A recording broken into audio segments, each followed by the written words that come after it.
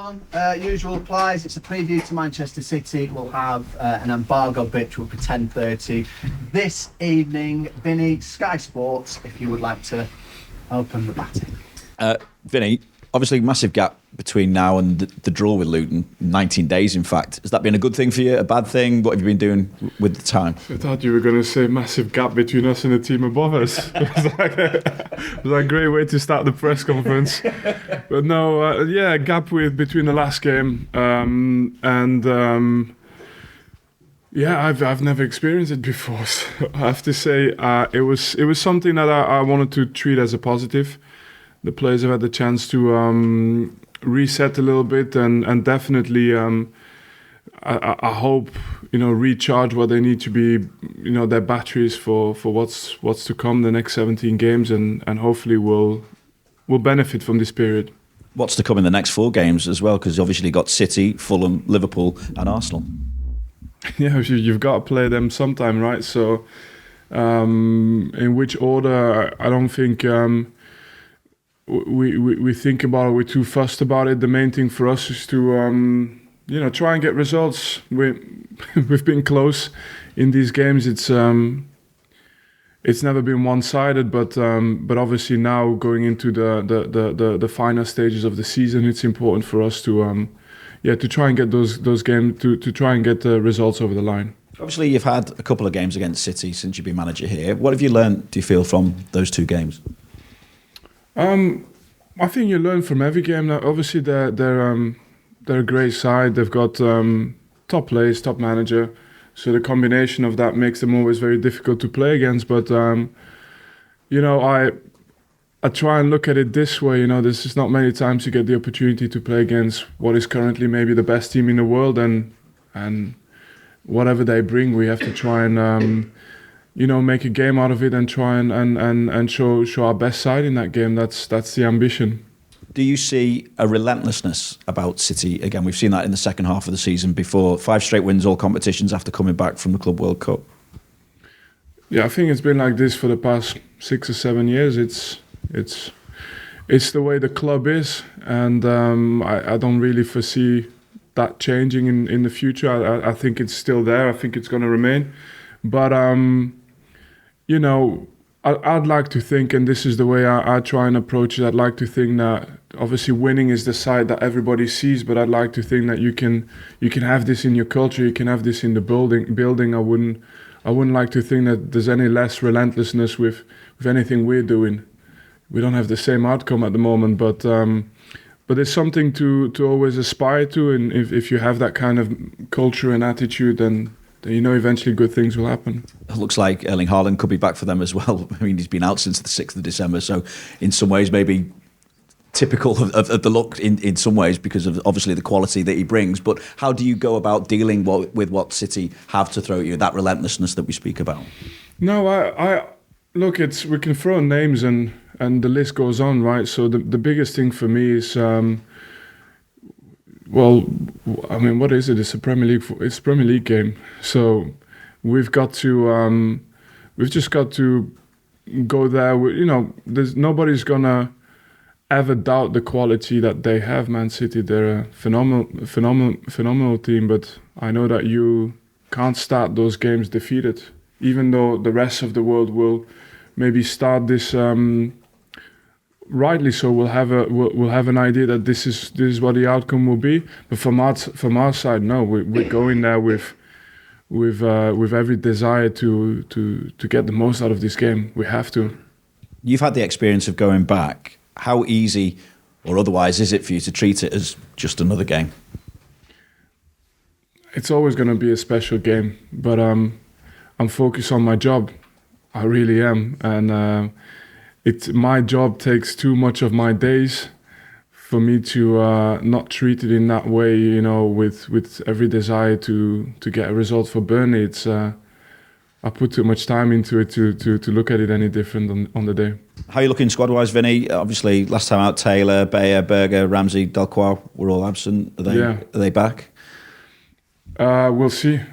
But I'd like to give you. You've just mentioned you've blasted out a list like this. I'm not gonna. You made it easy for me to say. Well, We'll see tomorrow. I think there'll be some positive news in there.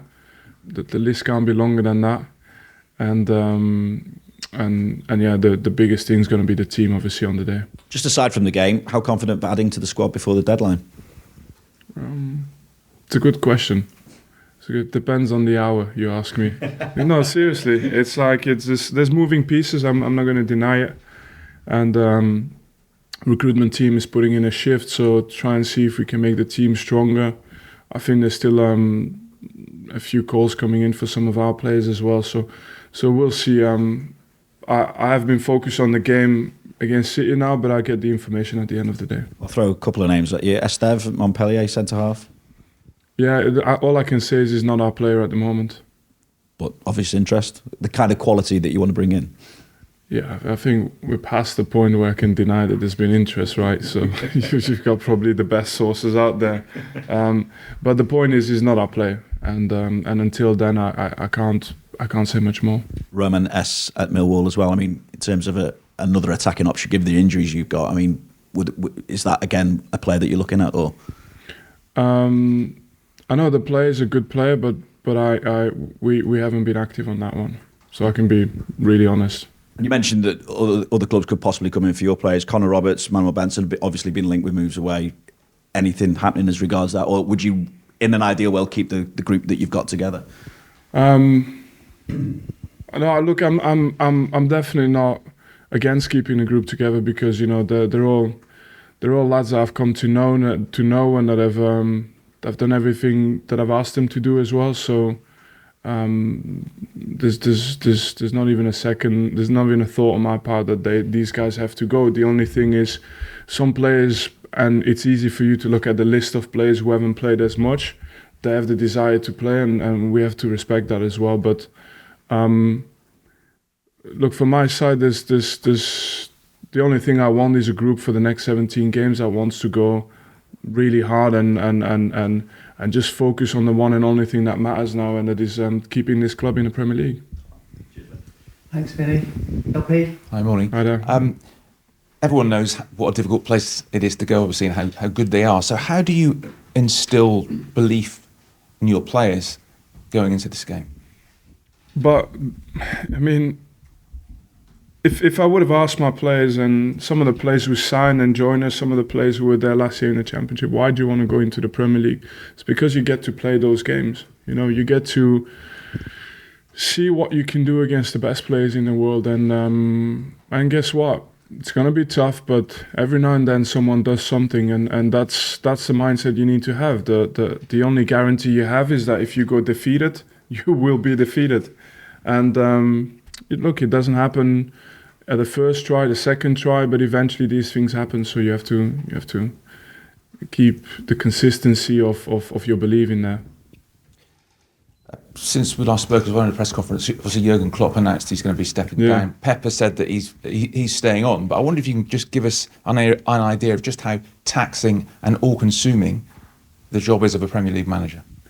No, I'm too young to have any complaints about it, so I'm fine at the moment. Bring on another 20 years. Is it still weird, though, for you to be the opposition manager at a stadium where you walk past a statue of yourself on the way in? Yeah. The bus goes around the other way, so I won't get to see it, and that's better for me. Do you know what? There's a big. And I've said this a few times in press conferences before this game. For me, I don't know if that's a good thing, but I don't look back nearly at all on my achievements as a player. I'm only focused on my what I have to do as a coach. I am where I am right now. That's also my level. So I'm not talking about anything other than trying to get better. And the career I have, although I have plenty of energy, it's all consuming. So that's a fair statement.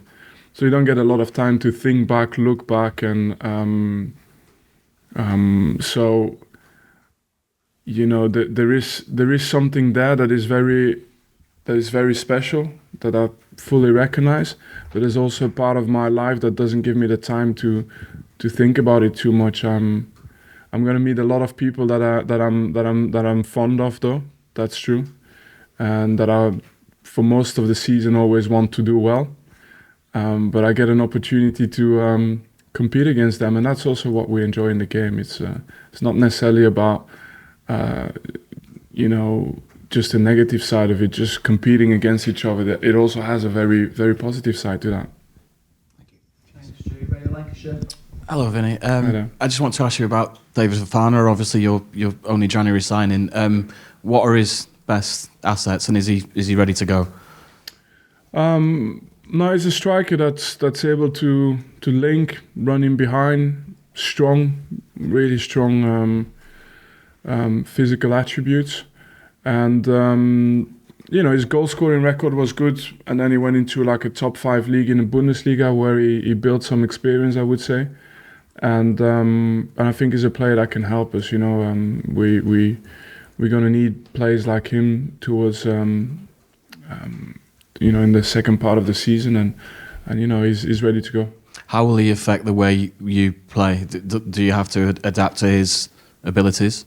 No. He's come to help us, and we had very clear conversation before he joined us, and we're excited to have him. But it's more him strengthening us, him helping us. Has he got the right character as well for the challenge that you face in the next few months? We'll find out, but I believe he has. Otherwise, he wouldn't be here. How beneficial was that loan spell at Union Berlin in Germany for him? Yeah, I think these moments. It's a top 5 league, so these moments are crucial. And whatever it may bring, sometimes it's tough times, sometimes it's good times. But I do believe you're making steps, and I think his ambition is to be a Premier League player, and he gets a chance at doing that. Just on City, I know you've been asked already about Erling Haaland's potential return. Kevin De Bruyne could start a game in the Premier League for the first time since the opening weekend. How does that affect the way you play or you approach the match? But this is what I mean. It's a pointless discussion, right? Because then we start mentioning Bernardo Silva, then we start mentioning Phil Foden, and before you know it, we'll talk about the kid who won the World Cup up front. It is what it is. They're good players. All of them are good players, and look, there'll be a moment to acknowledge it, and there'll be a moment where we just have to go and face them and compete and try and take it for what it is, which is an opportunity for us. And look, we're there to go about our business as well. We need points, and that's the only thing that concerns us. That's the only thing we'll try and do. Thanks, Vinny. Wish you all the best. Thanks, Adam. Daily Express. Hi, Vinny. Hi there. We saw Nathan Redmond has had an operation. What happened there? And is that likely to be him now for the season? Yeah, freak incident in training, and it's really unlucky for him mostly, but also for us. But freak incident, and luckily the doctors have told us he'll recover fully. But surgery and season over.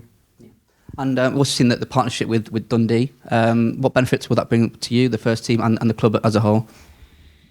I don't know. I think this happens at either ownership level, and the main thing for me is we've got some young players there like Michael Mellon, who's done well and scored a goal, had a couple of assists straight away. Owen Dodge and Datro Fofana were building up time at a good level, and that for us, for their development, of course, it's important. But I think that's the side of it that I probably focus on. Yeah. We've also seen Obafemi and Chernoff head out on loan. What was the thinking sending them out for the rest of the season? Game time. Had conversations with the players.